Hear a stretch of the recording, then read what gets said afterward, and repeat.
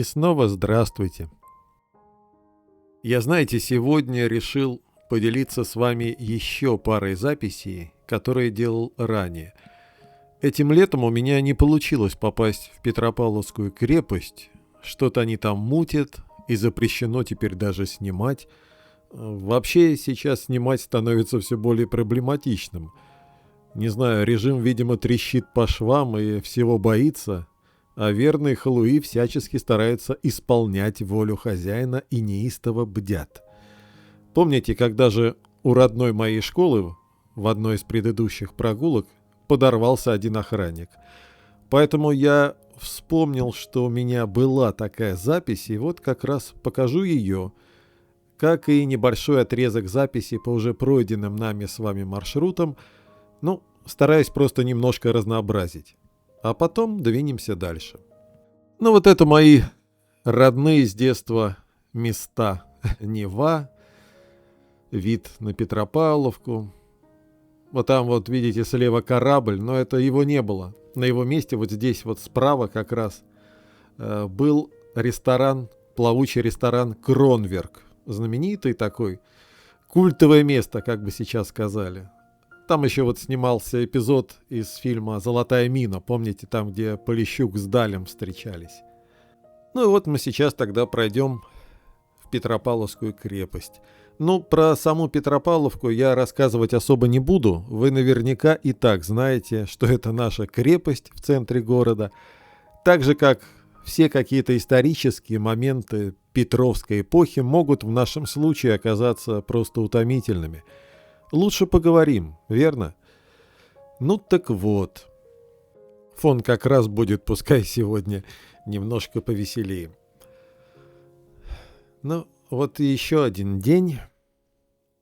А дни сейчас просто пролетают. Не тянутся, они уже давно не тянутся, а пролетают, как, не знаю, поезда в тоннеле. Мелькнет свет, и уже темно. Раньше день, что не говорите, был объемным. В него помещалось столько всего. Да, я думаю, вы и сами помните. Разговоры, прогулки, долгие паузы с чашкой чая, когда можно было просто смотреть в окно и ни о чем не думать, почитать книгу. А теперь день как вспышка. Проснулся, и уже вечер. И ты ловишь себя на мысли. А что я сегодня успел сделать? И понимаешь, что ничего. Или то, что успел, не считается. И все. День сгорел. Время очень сильно ускорилось. Это не метафора, это физически ощущается. Как будто кто-то в самом деле выкрутил ручку скорости. И от этого как-то особенно неприятно, потому что ты все время не успеваешь. А с другой стороны хорошо, потому что быстрее к развязке. Не знаю, но все время как-то подспудно ждешь конца. Не какого-то там громкого конца света, а вообще конца этой бессмысленной гонки, где все время ты опаздываешь куда-то, хотя никуда не торопишься. Хочется взять ребят в охапку и уйти. Туда, к своим. Или, не знаю, в никуда, куда там они направят. Но лишь бы выйти уже из всего этого ускоренного режима, где все равно все мелькает, а толку никакого. Не ухватиться ни за что не можешь, да и нет уже надобности. Каждый день просто действительно проносится мимо, как станция в поезде, и ты только успеваешь заметить, ага, уже следующая станция. Следующая боль, следующая спешка, следующая бессмыслица. А ведь когда-то время было другим. Можно было полчаса рассказывать про какой-нибудь пустяк. И мир тогда казался большим, и в нем было место для всего. Для радости, для тишины, для долгих разговоров. И это абсолютно не связано с возрастом. Это ощущение, оно у людей разных возрастов. И вот это постепенное ускорение началось не в один день. Оно словно накатывало волнами, особенно где-то с 2004 года, как мне кажется. Как будто мир решил, что хватит уже, надо быстрее заканчивать. Ускорилось все. Не знаю, новости, потом разговоры, да даже мысли. Люди стали даже говорить быстрее, слушать хуже, зато реагировать резче. Атмосфера становилась не просто тяжелой, она становилась такой нервной, дерганой. И вот папа это особенно чувствовал. Мне кажется, что он почувствовал это раньше всех нас. За пару лет до своего ухода он словно начал выпадать из этого ускоренного ритма. Его уже ничего не могло по-настоящему заинтересовать или рассмешить. И это было страшнее всего. Видеть, как человек, который умел так ярко и медленно жить, постепенно перестает вписываться в этот новый, ускоренный мир. Как будто он был создан для другого времени, а это время его не принимало. А какой он был жизнерадостный человек по жизни. Душа любой компании. Как-то, помню, мы сидели на работе и в перерыве о чем-то беседовали, смеялись. И папа вдруг с грустной улыбкой сказал: «Чего вы смеетесь, глупые?» И в этом вопросе отчетливо виделось продолжение. Все плохо, и дальше будет только хуже. Оно не прозвучало, но это было понятно. Жизнь ведь действительно становилась все хуже и хуже, и конца и края этому нет. Сегодня я точно знаю, что завтра будет хуже. Это единственное, в чем можно быть уверенным сегодня. А послезавтра еще хуже, чем завтра. Вот теперь у нас такая вот жизнь. Да, ощущают это и видят только люди. Двуногим бесполезно что-либо объяснять. Да и нет смысла тратить на них силы. Потому что сил и так на самом деле немного. Ты не успеваешь восстановиться между ударами. Не успеваешь прийти в себя. И вот так вот эта жизнь превращается и вовсе в бесконечную безжалостную гонку, где финиша нет, а есть только все более высокая планка, которую ты все равно не можешь взять. Иногда мне кажется, что последние люди уходят именно потому, что этот мир стал просто непригоден для жизни. Они слишком чистые для этого грязного воздуха. Они не могут им дышать. И когда они уходят, мир становится еще грязнее. Ну и, соответственно, еще бессмысленнее. Остаются те, кто еще как-то, хоть уже и кашляет, задыхается, но еще может идти. Но только это уже не жизнь, а такая жуткая имитация. И вот мы живем в этом проклятом мире и еще на что-то надеемся. Наивные. Но надежда, она ведь тоже требует времени. Чтобы надеяться, нужно уметь ждать. А в мире, где дни пролетают как молнии, ждать невозможно. Ждать — это роскошь, которую мы себе больше не можем позволить. Поэтому я думаю, что все темнее и темнее становится именно потому, что уходят последние люди, а мир остается и достается тем, кто только и умеет что бежать по этим безумным дням. Конечно, в таком виде их век окажется недолгим, но это уже не наши заботы. А вот как досуществовать в этом ускоренном мраке, желания такого ведь нет. Хочется поставить свое оставшееся время на быструю перемотку, потому что, понимаешь, ожидать уже нечего. Все было, все прошло. А то, что будет, оно будет только быстрее и холоднее. Это не пессимизм, еще раз повторю. Это реальность. Это можно просто чувствовать. Но если вы не чувствуете, то, может быть, это и к лучшему. Умрете в неведении. Счастливыми даже, может быть. И живые позавидуют мертвым. Уже давно завидуем, если честно. Не из пафоса, не из драмы, а из усталости. Потому что мертвым даже не нужно никуда бежать. Им не нужно ничего больше успевать. У них нет этого проклятого времени, которое летит и не дает остановиться. Август заканчивается. Уже поздно рассветает и рано темнеет. И сегодня пасмурный, абсолютно осенний день. Не люблю теперь подобные дни и вообще такие темные времена года, как осень и зима. В них особенно чувствуется то самое одиночество, которое вовсе не успокаивает и не приводит мысли в порядок, а которое словно вычеркивает тебя из этой жизни окончательно. Ну, по сути, так оно и есть. Словно тебя отвезли в глухую деревню, в какой-то полузаброшенный дом.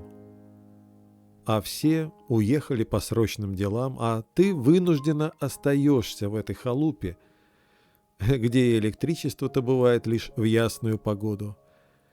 И поговорить вовсе не с кем. Все уехали, а ты остался. Но в таких случаях, правда, тебя греет мысль о том, что все это временно. Все вернутся, кто-то все равно приедет в эту глухую деревню и заберет тебя обратно в жизнь. Но никогда. Вот это слово теперь стало главным в нашей жизни. В жизни людей и всех живых душ. Нас вычеркивают из жизни с каким-то садистским упоением и удовольствием, как бы расковыривая иголкой маленькую ранку, постепенно превращая ее в кровоточащую рану. Помучайся еще немножко, мой маленький друг. Мне так нравится наблюдать за тем, как ты пытаешься карабкаться по этой жизни. Наивный. Так вот за несчастными животными в зоопарке или в цирке наблюдают зеваки. Для них это сиюминутное развлечение, а для несчастных – вся суть их жизни. Быть потехой для бесчувственных дикарей. Да, никто и никогда уже за нами не придет и не приедет из тех, кто составлял нашу жизнь. Ведь жизнь наша – это в первую очередь родственные души. Если таких не было, то и жизни не было. Все пустое. Опять же, не ограничивайтесь людскими душами, они всего лишь одни из многих. Все, что я вспоминаю в этой жизни из прошлого, что останется со мной до самой смерти. Все это связано не с какими-то местами, вещами или даже событиями, а с родственными душами, с которыми эти самые места, вещи и события связаны.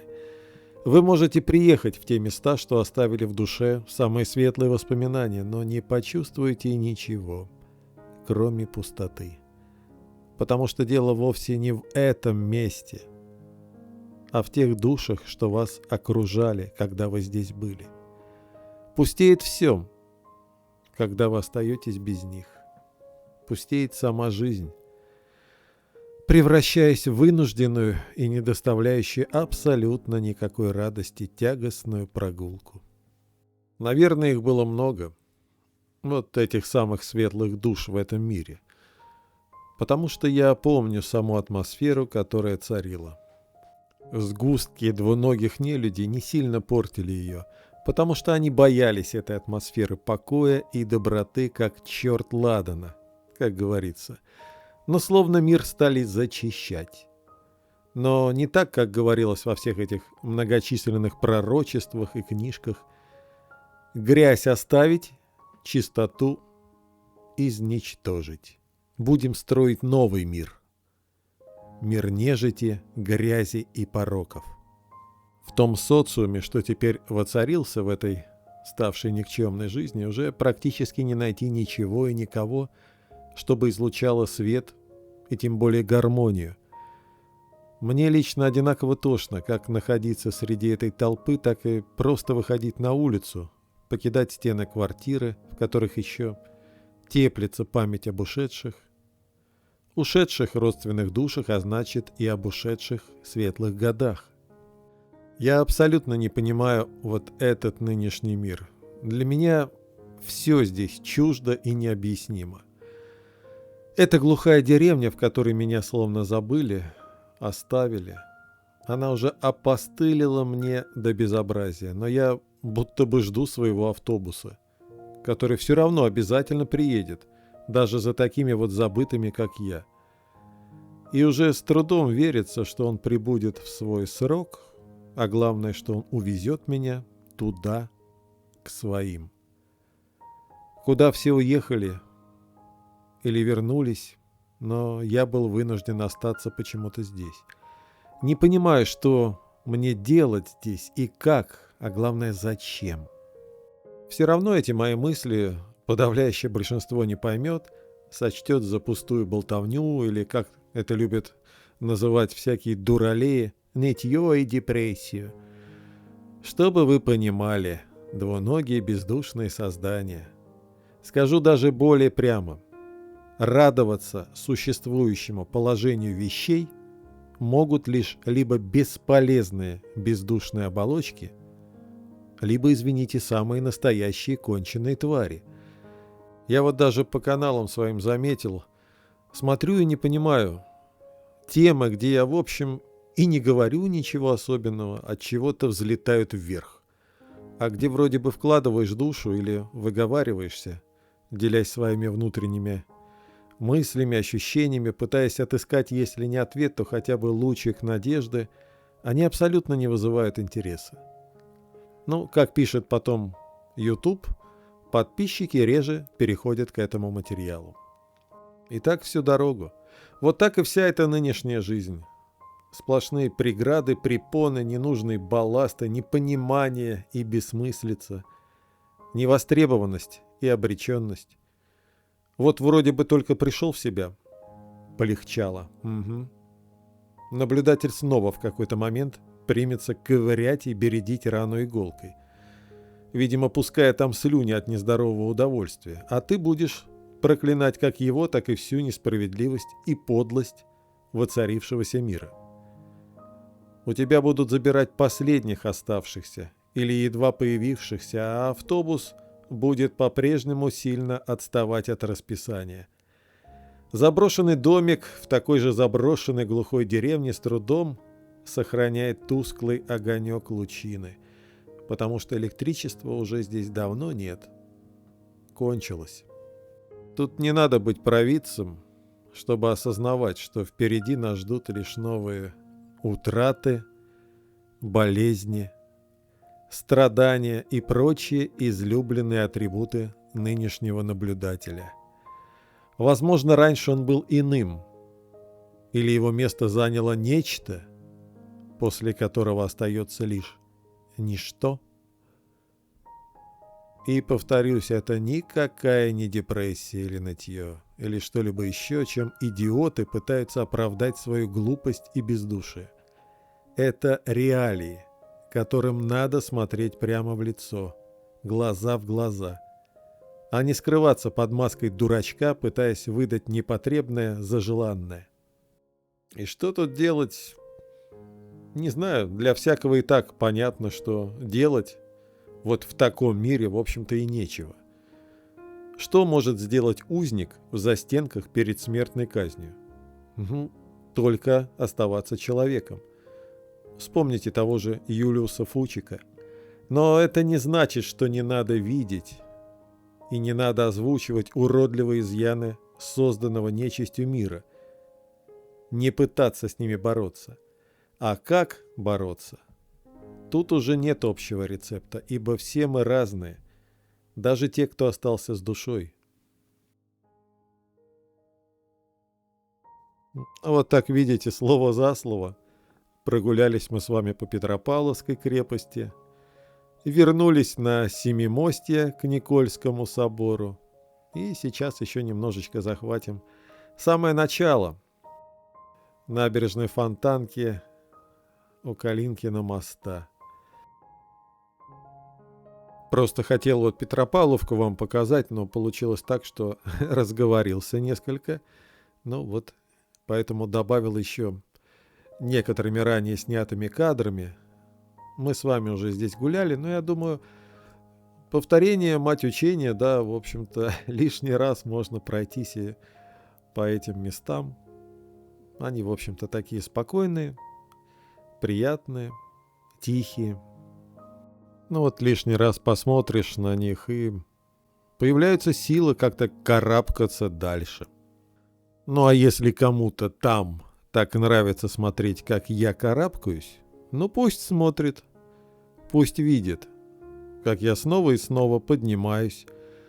Даже когда кажется, что колени немного дрожат, а в груди все сжимается от обиды, пусть видит не просто попытки, а упрямое «я все равно пойду дальше».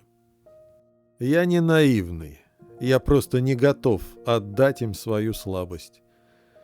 Каждый раз, когда я встаю, я забираю у этого наблюдателя еще немного власти над собой. Пусть его забавляет моя борьба, но смысл этой борьбы принадлежит только мне. И я не для него стараюсь, а для себя. Для того себя, который верит, что даже если дорога крута и темна, где-то впереди все равно должен быть свет. И я карабкаюсь. Не потому, что легко, а потому, что иначе нельзя. Вот и вам я искренне желаю не сдаваться. Давайте даже вместе вот так, сообща. Так ведь легче в любом случае. Даже иногда просто словом поддержать друг друга — это уже бывает очень много. Плевать, что там говорят или пишут глупые и злые языки, я давно на это перестал обращать внимание и вам советую. Это мой единственный совет, потому что я считаю, давать советы, когда тебя о них не просят, это по меньшей мере опять-таки и глупо, и некрасиво. И вот заканчивая эту нашу небольшую, но достаточно насыщенную прогулку, мы, видите, вернулись в самое начало, туда, откуда началась, к примеру, история нашей семьи. Вот к этим уютным, невысоким, но таким разным и живым домам, к этому мостику пешеходному, на котором встречались мама и папа, когда они познакомились, к этой реке, Фонтанке. Я надеюсь, эта прогулка вам хоть немного понравилась, и мои мысли, хоть немного, но были вам близки. А пока желаю вам всего самого доброго, здоровья, душевных сил, и буду рад разделить с вами и следующую прогулку, поэтому не прощаюсь, а просто говорю до встречи и увидимся в комментариях.